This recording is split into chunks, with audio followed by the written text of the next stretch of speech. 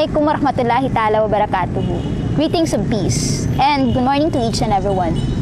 It's my pleasure sharing you one of my significant professional life in search for education, peace, and development. The Young Muslim Leadership Training Program. The Young Muslim Leadership Training Program was organized by Center for Dialogue at Trobe University in coordination with Islamic Council of Victoria, supported by the Department of Foreign Affairs and Trade and the State Government of Victoria.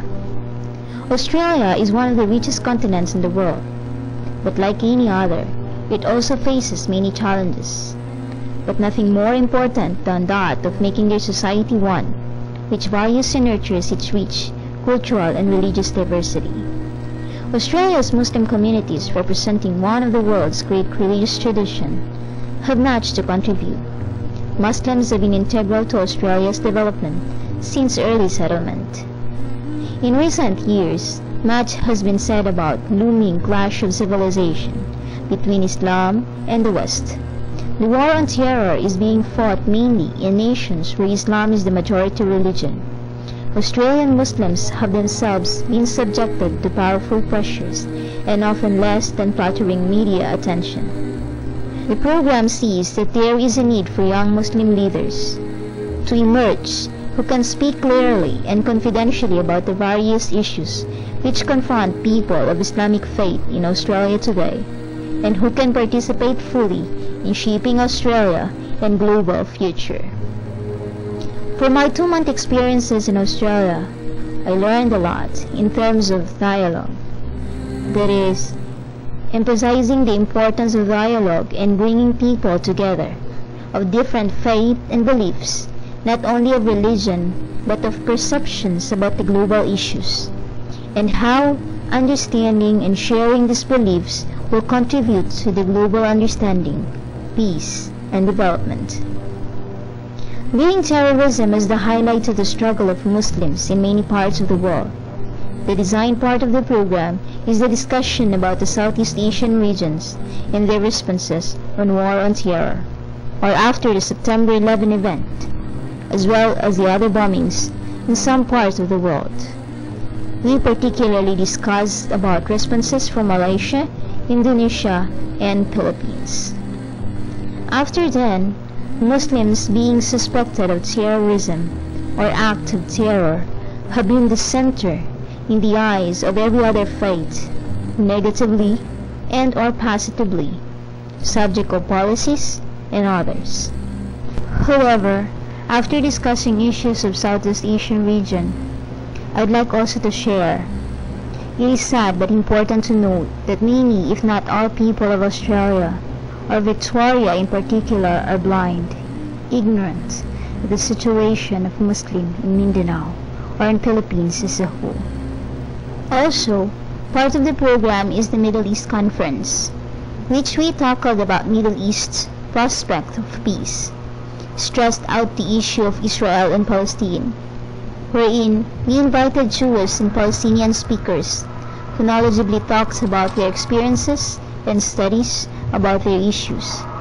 There were discrepancies in their talking points as the rabbi speaks its own version of the stories, and Palestine and the Palestinian speakers does either.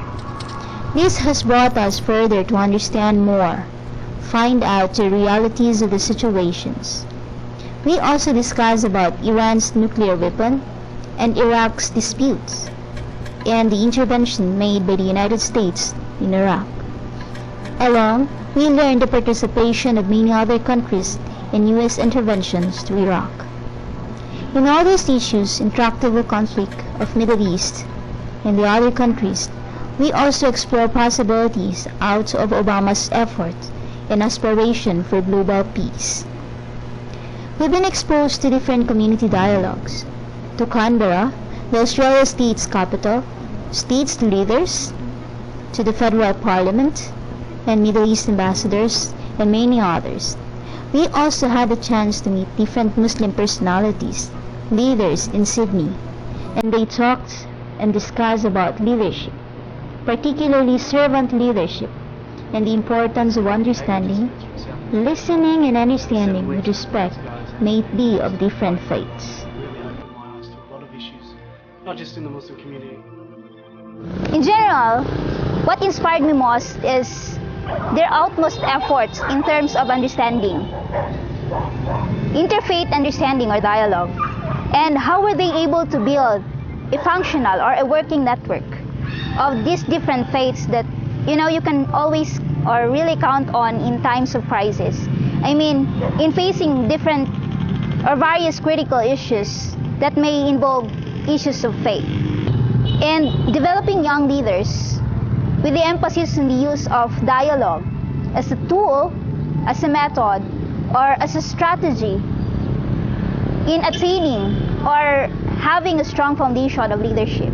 These times, to compare with Philippines in general, with the socio-political dynamics of Muslim in Australia, I saw a lot of difference. Australia's Muslims are being respected and understood as they are, and as it should really be. At first, Australia being a first world, I never thought of having such a good relationship between and among faiths. But then I realized that a prerequisite, or if not, one of the major requirements for peace and development is understanding, recognition, and respect between and among different faiths. As I believe in the philosophy of dialogue that says, no culture, no religious traditions, or civilization holds a monopoly of ethical discourse, and that there are lots of important differences that contribute to dialogue. I'm Noreen Makakana. Ramadan Kareem.